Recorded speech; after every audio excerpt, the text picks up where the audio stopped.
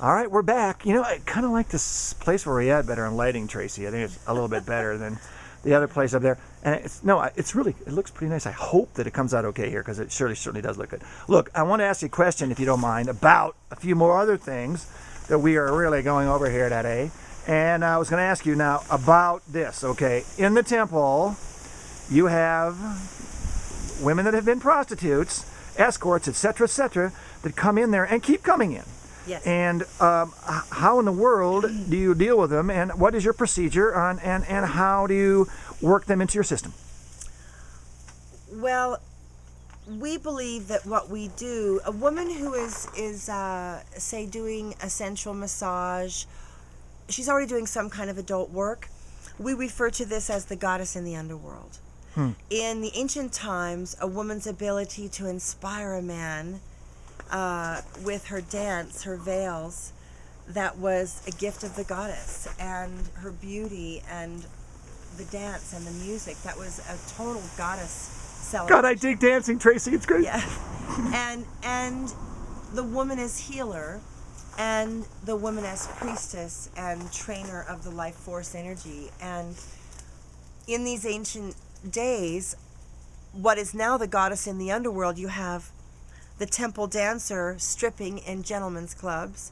You have escorts selling sexual services without connecting it to soul and divine source, because they've been stripped of their spiritual authority to speak of such things. So they just go ahead and service the red ray, which, by the way, has to happen. The red ray, again, being the sexual ray. The lower ray. Yeah, the red bottom ray. ray. They call prostitution the world's oldest profession because it never goes away, because men must be received. And unless the culture is set up to make both the men and the women celebrate sexuality, the way it is right now, women are not encouraged to be sexual, at least in my generation. I think it's different for the younger ones. My daughter said to me, Mom, my generation doesn't need permission to have sex, which is what goes on in my group, my age category. She said, in my group, she's in her 20s, she said, my generation doesn't need permission to have sex. We need reasons to have sex. Because we're having all the sex we want. Wow. But no reasons for it. And I was like, wow, okay. So we have people, there has to be a church for Johns and prostitutes. I mean, the Catholic Church wouldn't, they would just say, confess and go and sin no more. And then the guy would do it and probably come right back. I don't know. What we offer people is soul growth in this area. And with the women who practice in the temple. So in other words, your idea is to help her get out of this red ray, you say, and to help her get out of this victim mode and whatever they've been in. If it's, say, for instance, some of them may be on drugs, right, or other things. Yes, and do her soulfulness, do her soul's mission, uplift and know more about energy and light, and hopefully take up a tradition, take up a wisdom stream, and be part of a wisdom stream where you're actually studying ancient wisdom from one of the lineages or wisdom circles that we have in the temple and the school. Tracy, what if they can't make it? What if they can't change and they can't switch to the goddess and they still want to be an escort? Usually what happens is the women automatically weed themselves out, because the part where they have to do the healing without a guarantee that they'll be paid for their time, that's so antithetical to a true escort. She's selling her time and she wants to make the maximum. I mean, if I was an escort, I'd want to make as much money as I could per hour. Wait a minute. The magazine says that you are. No. Well, this is... I'm sorry. I don't mean to...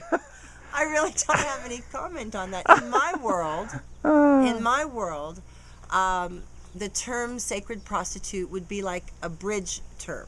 That would still be Rome calling me names. Well, they didn't even say that in the article, did they? Well, they said New Age prostitution. They mentioned sacred sexuality.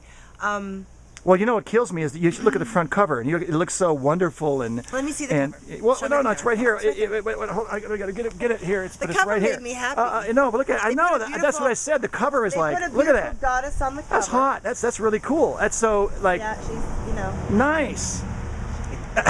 And then what does it read underneath? Phoenix Goddess Temple offers sacred sexuality, but it's more like New Age prostitution. with a psychological slant. What does that mean? It means that the person who wrote this doesn't really ever go to church. And she told me that she doesn't. You can't present sacred sexuality to someone who has no concept of the operation around the word sacred. Like, yeah, please. I'm sorry, I need Oh, water. no, it's totally okay. You want some water? Yeah, I do. Yeah, absolutely. Let's take a break, and we'll take 5 here, and then we'll be back with Tracy.